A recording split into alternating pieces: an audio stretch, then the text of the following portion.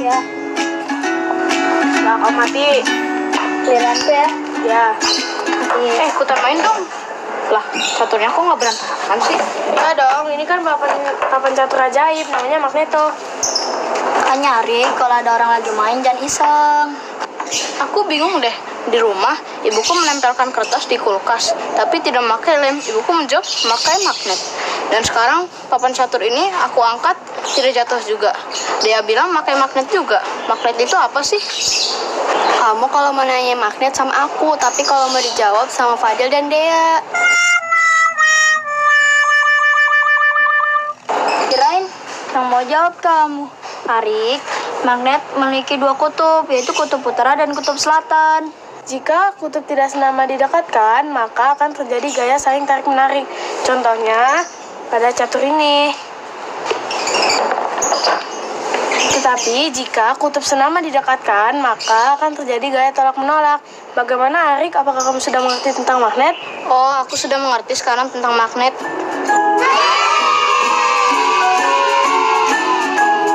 Udah, jalan lagi ya.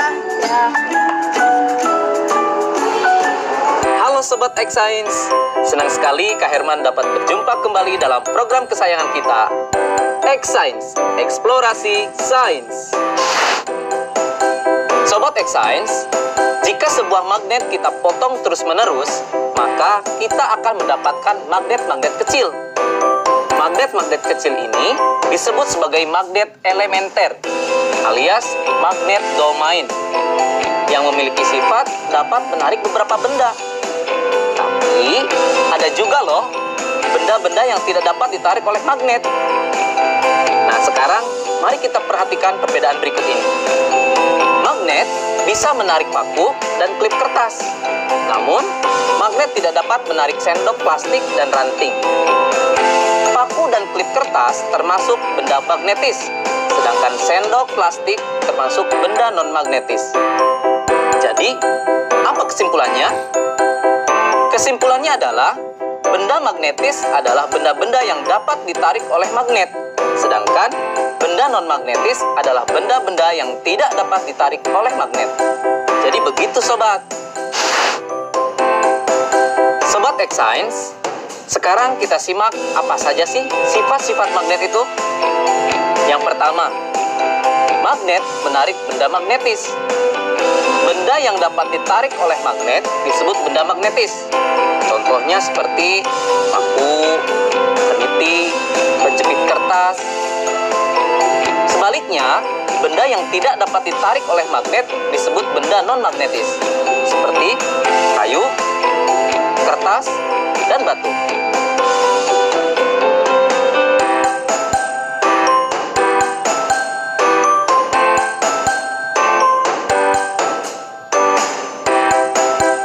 Sifat yang kedua adalah magnet mempunyai dua kutub. Biasanya disebut kutub utara dan kutub selatan. Jika kita mendekatkan kutub-kutub yang senama, maka magnet tersebut akan saling tolak-menolak. Sebaliknya, jika kita mendekatkan kutub-kutub yang tidak senama, maka magnet tersebut akan tarik-menarik. Loh, kok bisa ya Sobat X-Science? Ternyata hal ini terjadi karena arah gaya magnet keluar dari kutub utara masuk ke kutub selatan. Sifat yang ketiga, gaya tarik magnet paling kuat terletak di bagian kutub magnet. Garis medan magnet secara alami berkumpul bersama di ujung magnet. Bagian ujung magnet ini disebut sebagai kutub magnet. Karena garis gaya magnet berkumpul di ujung magnet, gaya tarik paling kuat terletak di bagian kutubnya. Yang terakhir, gaya magnet dapat menembus benda tertentu. Kekuatan gaya tarik magnet ditentukan oleh ketebalan benda yang menjadi penghalang antara magnet dengan benda magnetisnya, dan jarak antara magnet dengan benda magnetis tersebut. Bagaimana? Menyenangkan bukan belajar sains? Dengan Dengan belajar sains, kita menyadari akan kekuasaan Tuhan Yang Maha Esa yang telah menciptakan magnet lengkap dengan keunikan sifat-sifatnya. Sehingga kita dapat menggunakannya untuk kehidupan dan dapat menambah rasa syukur kita. Saatnya kita bernalar. Yuk, mari kita bernalar ya. Ada satu magnet batang T, U, dan dua batangan benda yaitu P, Q, dan RS. Dua batang benda P, Q, dan RS didekatkan pada magnet TU. Hasilnya ditunjukkan pada tabel berikut ini.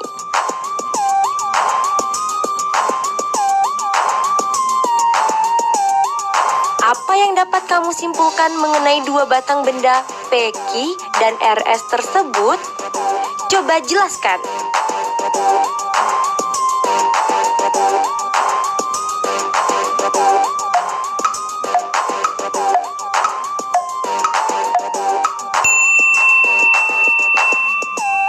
Yuk simak pembahasannya. P, Q adalah magnet, sedangkan RS adalah benda magnetis. P, Q adalah magnet karena ketika ujung P didekatkan dengan ujung T, terjadi saling tarik-menarik. Sementara ketika ujung P didekatkan dengan ujung U, terjadi saling tolak-menolak. Begitupun ketika ujung Q didekatkan dengan ujung T, terjadi saling tolak-menolak. Sementara ketika ujung Q didekatkan dengan ujung U, saling tarik-menarik. RS adalah benda magnetis karena ketika semua ujung batang didekatkan ke ujung magnet TU, terjadi saling tarik-menarik.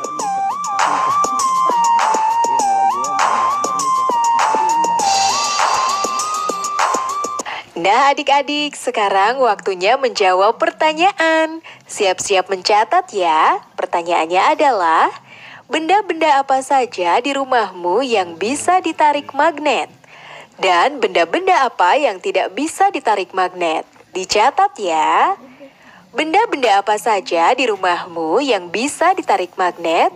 Dan benda-benda apa yang tidak bisa ditarik magnet? Nanti jawablah pertanyaan ini sebagai tugas di rumah ya. Kerjakan pertanyaan dengan bimbingan guru atau orang tuamu.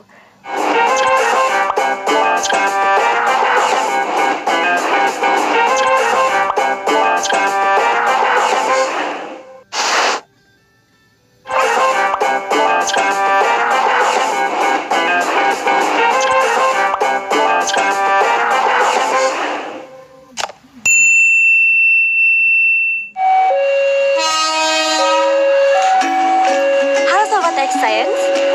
Siapa di sini yang tidak tahu kereta api? Pasti udah pada tahu kan?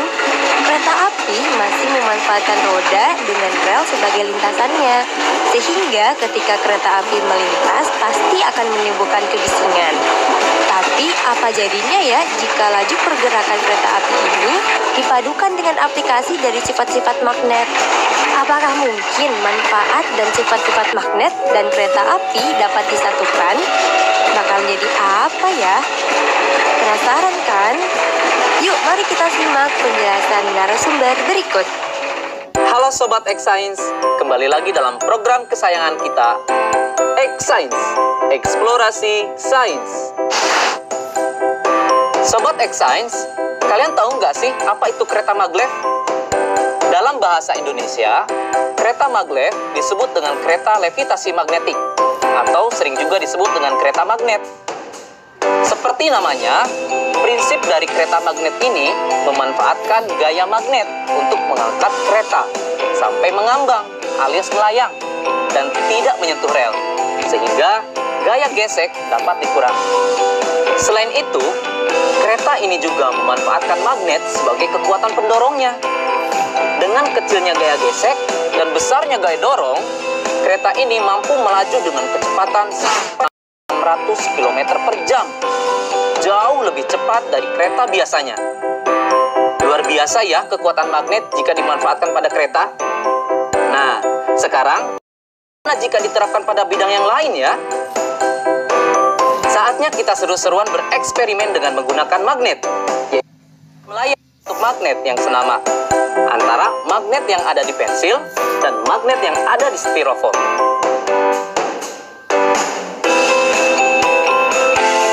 Nah, sekarang selamat mencoba di rumah ya. Sampai jumpa di eksplorasi sains berikutnya.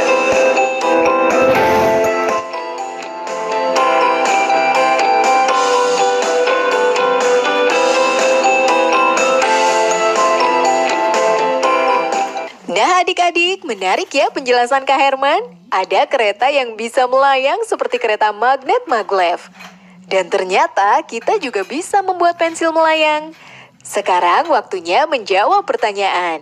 Siap-siap mencatat ya. Pertanyaannya adalah, bagaimana kereta magnet maglev menggunakan gaya magnet?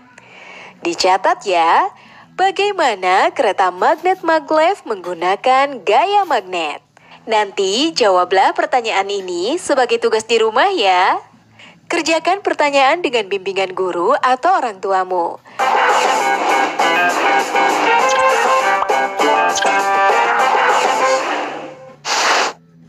Dia pemersatu bangsa.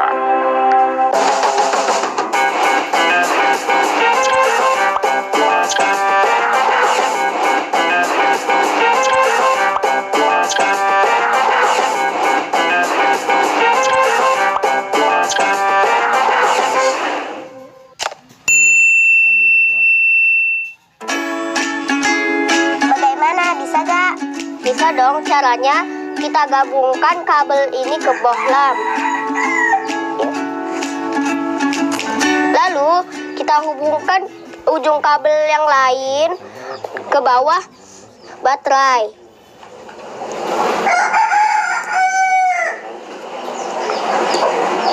Jadi deh. Wah, keren ya. Kalian lagi apa sih?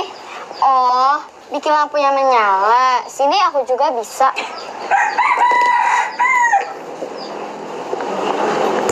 Lihat ya. Simsalabim, menyala. Lah, kok tidak menyala? Pantas kau lupa.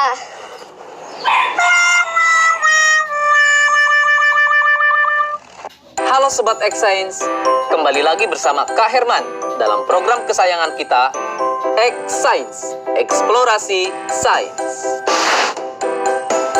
Sobat X-Science, tahu tidak kenapa bohlam bisa menyala ketika dihubungkan dengan baterai menggunakan kabel? Itu karena ada arus listrik yang mengalir. Nah, arus listrik itu mengalir dari kutub positif ke kutub negatif, atau dari tegangan yang lebih tinggi ke tegangan yang lebih rendah. Bagaimana ya dengan larutan? Bisa tidak menghantarkan listrik? Baik adik-adik, kita buktikan yuk dengan eksperimen. Sobat X-Science, eksperimen kita kali ini adalah percobaan larutan elektrolit dan non-elektrolit. Alat dan bahan yang dibutuhkan dalam eksperimen ini yaitu toolkit listrik yang berisi gauge-meter, aquades, air garam, dan air asam jawa. Setelah semua alat dan bahan tersedia, maka langkah selanjutnya, masukkan ujung kabel ke larutan aquades, lalu amati jarum pada meteran alat atau disebut gauge. Tidak bergerak. Setelah itu, ulangi proses kegiatan dengan menggunakan larutan air garam dan larutan asam jawa. Perhatikan pergerakan jarum pada gauge meter.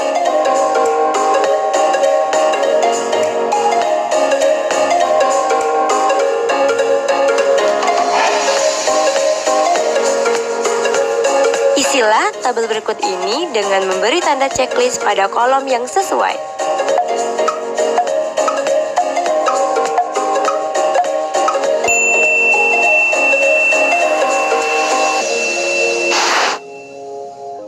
Sobat X-Science, sekarang kita simak ya penjelasan hasil eksperimennya. Ternyata ada dua macam larutan berdasarkan kemampuannya dalam menghantarkan arus listrik. Larutan yang tidak menghantarkan arus listrik disebut larutan non-elektrolit. Sementara larutan yang bisa menghantarkan arus listrik disebut larutan elektrolit. Kok bisa demikian ya adik-adik? Begini, kakak jelasin ya. Larutan non-elektrolit tidak dapat menghantarkan arus listrik karena di dalamnya tidak ada ion. Contohnya, air aquades atau air murni. Makanya, tadi dalam percobaan, jarum pada gauge-meter tidak bergerak.